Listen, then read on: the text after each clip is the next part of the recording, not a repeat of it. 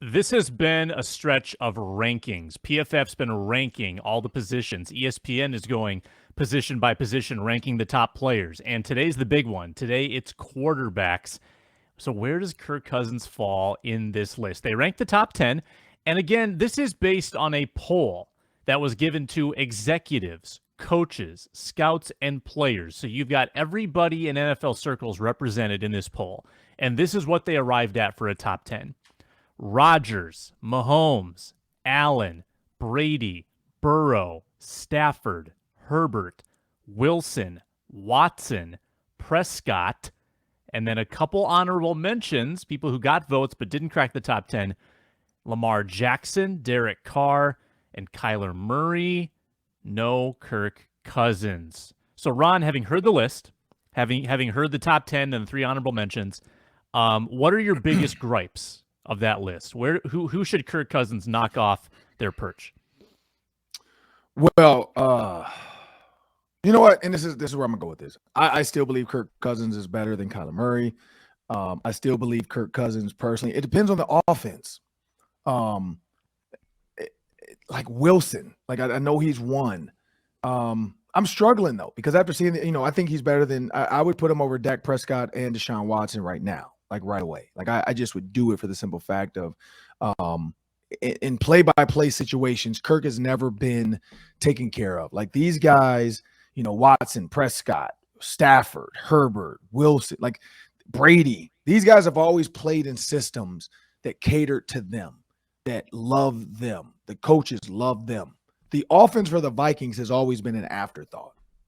Like literally has always been an afterthought. And that's been the problem. This has been a defensive-minded team. This has been a defensive-minded organization. A player close to the team, I'm not gonna say who. I guess to reach out and we talked a quick bit, just life stuff, whatever. And I just brought it up. And he's like, yeah, man, like I do believe that. I believe that the offense for the Vikings was an afterthought. Nothing wrong with it. He said Mike Zimmer was a great head coach. He said Mike Zimmer had a great defensive scheme, but the offense, they always felt like it was, don't screw this up.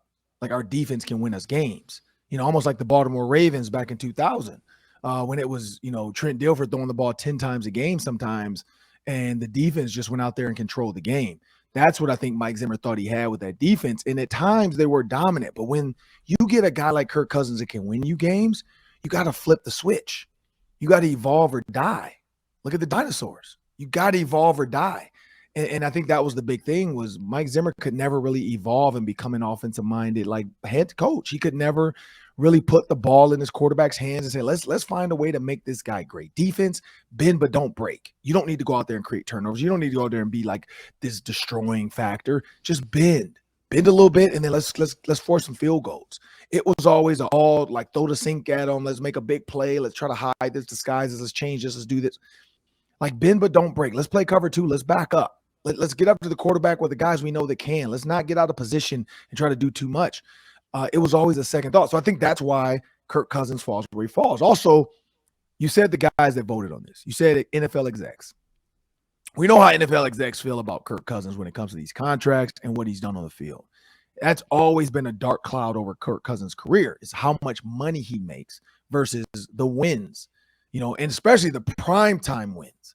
And that's where the execs, I think, like Kirk Cousins is not going to put on underwear and drink avocado tequila like Brady.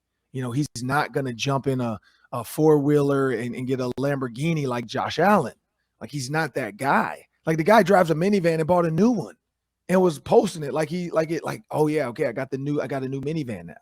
Like he's not going to do that. So, he's not going to buy flowers and surprise his wife, Sierra at a photo shoot. Like Kirk Cousins is not in the front of the media like that. Like he's not doing this stuff. He's not wearing long hippie hair, playing a guitar with his movie star girlfriend. He's not doing a discount double check. There's a little bit to this. Lamar Jackson, one of the most polarizing figures out there. Derek Carr now has Devontae Adams. Devontae Adams said Carr is just as good as Aaron Rodgers when it comes to placing the ball. Kyler Murray is just Kyler Murray. He's effective with his legs and his arm. You look at Deshaun Watson. He can move. You look at Prescott. He can move. Burrow, legit. Jamar Chase, Tyler Higgins. T. Higgins and Tyler Boyd. You look at Stafford, won a Super Bowl. Herbert, he's the next up-and-coming young gun, and then Mahomes won a Super Bowl. So that's the one piece of all those guys that Kirk Cousins has not had. And I can respect that and say, you know what? If you're going to base it off primetime wins, big time, that kind of stuff, Monday Night Football, contract versus output, hey, you're there. But if we're talking pure skill and what a guy can get done with an offensive-minded coach, I got to put Kirk Cousins up there in at least the top 12. Like he's got to be honorable mention as well. Like that's where I would put him. He definitely deserves to be honorable mention in that. But the execs are always going to knock him down. I don't know. What do you think, Sam? Yeah, if we're going off of arm talent, I mean, I'm putting him over Lamar and Kyler. I mean, I think those guys definitely become unique with their legs, especially Lamar. Not quite as much Kyler, but the way that he can extend the play is still pretty special. I think the most interesting one to me is Stafford. Amazing what a Super Bowl does for a reputation. Because if you looked at this list 2 years ago, Stafford's 12 years into his Lions career. He hasn't won anything. The team's record is not good at all. Inconsistencies, injuries. I don't think anybody's putting Stafford in the top 10. Correct. And you get him in the right situation. They get through the playoffs. He puts together some clutch drives. He gets surrounded by a wonderful offensive-minded coach after having Matt Patricia for 3 years, and suddenly he's a top 6 quarterback. I mean, that to me is just a dramatic shift, and I think Kirk Cousins is right in that same spot. I think people look at his postseason track record, they look at some of the inconsistencies, they look at how long he's been doing it without a whole lot of team success. If he had 1 year like Stafford had with the Rams, I think Cousins jumps right up there with him. Right. I just think you need that one breakthrough where the individual accolades are great, but it marries up with what the team is doing, and they make that big run. Right. So I would say this is the thought behind it. Kirk Cousins, he has to get it done this year, and I think you said it best. You said arm talent. That's what we're looking at. He's never going to be a runner. That's not his game. Brady wasn't either. Peyton Manning wasn't either. Not to say he's any of those guys, so that's not preposterous. I'm not saying he's Brady or Peyton, but his arm talent. He can throw the ball.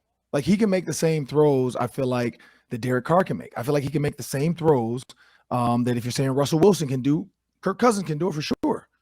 I think the key is going to be look at Zach Taylor, look at Matt LaFleur, look at all those guys. Look, what do they do? They're offensive-minded coaches. Sean McVay. Like that's what they do. Shanahan. They are considered offensive-minded gurus. That's the key there. That's the key. What do those guys have? Harbaugh. What do those guys have that Kirk Cousins doesn't? They had an offensive-minded coach. Now, he did have Jay Gruden, and he actually threw for 4,900 yards with Jay Gruden. Now, people can say it was garbage time, but either way, he threw for 4,900 yards. The man made the throws, so he can get it done.